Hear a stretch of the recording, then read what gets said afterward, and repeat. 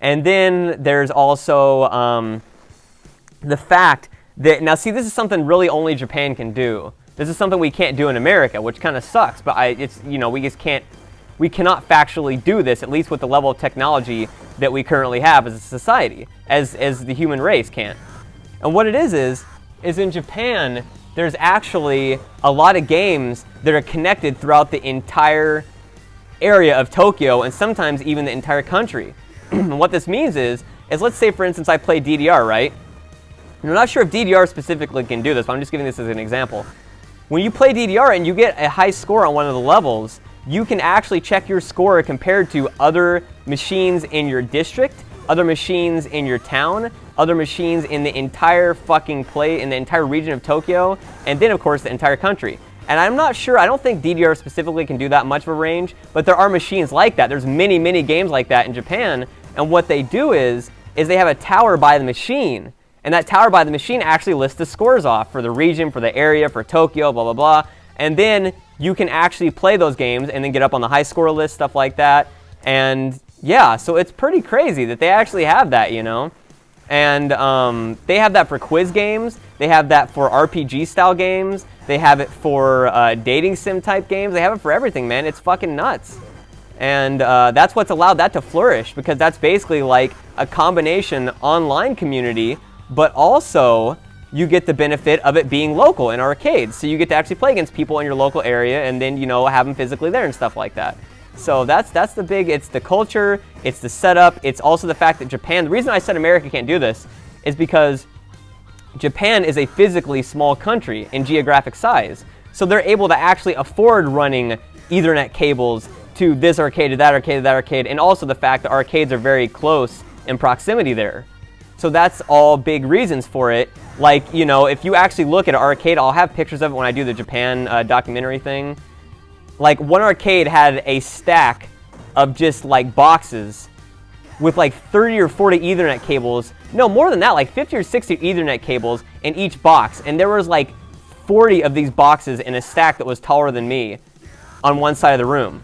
And that's also something, too, why the arcade industry is able to flourish in Japan much better than it is America, is because the culture of America, we basically don't really respect arcades or really shit that isn't ours in general. I mean, look at any kind of like rhythm game in an American arcade, man. It has the shit beat out of it. Usually it doesn't even work right most of the time. It has like stuff missing from it. It has like buttons missing. It has stuff damaged, dented. And if you want to know why this is, just spend about half an hour in an arcade. And just kind of look at the machines and look at what people do to them. Just kind of spend about 5 minutes just looking at it, you know. And you will notice that I will give it a half an hour before somebody comes up to any given machine and either punches the screen or beats the shit out of the joysticks, or if it's a rhythm game, punches, let's say Drum Mania. In my local arcade, people beat the shit out of that machine with their fists, with their feet, with their heads, with their open palms, no regard whatsoever for actually respecting the fact that it's like a $10,000 machine and that they're probably damaging it. Now, I'm not trying to portray Japan here as like all high and mighty. I'm seriously not. Like, there's a lot of flaws in that country too. There's a lot of flaws in the arcade stuff, you know, that they do and everything else like that. Like the fact that every single machine is $1 because the coins over there, they have dollar coins. So instead of like the quarter being the main currency that they use, like how we use quarters and stuff like that, $1 is the main currency over there and stuff like that for arcades. So you really eat through money fast.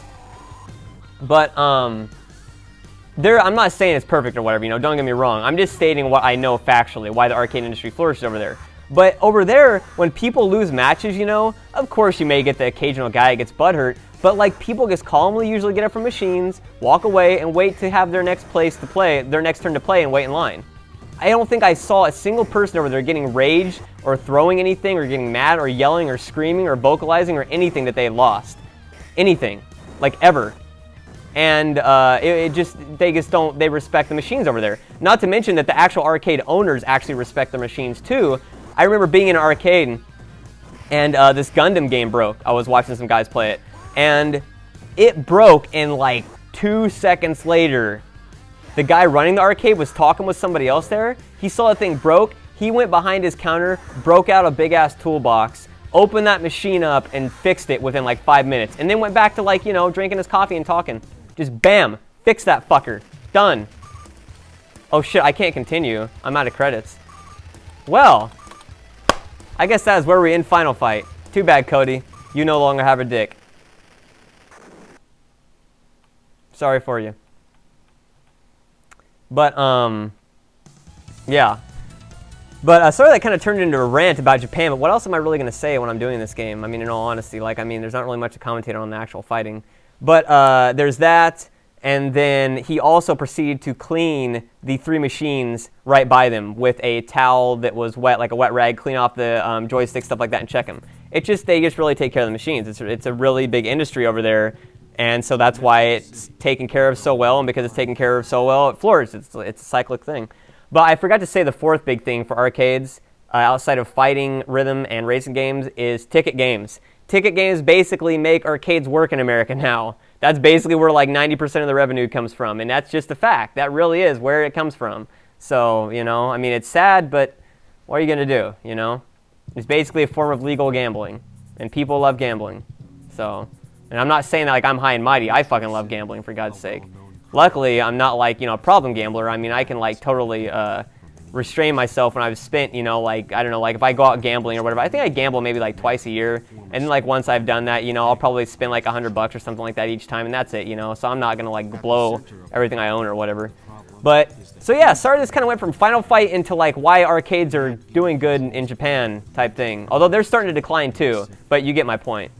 So anyways, if you want to hear more about Japan, I'm going to be doing an entire documentary series on all the photos and videos I took there and talking about good things about Japan, bad things about Japan, interesting things, weird things, blah, blah, blah. So check that out, and thanks as always for watching. And now you know where Mike Haggar came from, and Cody, and Guy, and Sodom, and Rolento, and Poison, and the whole fucking crew.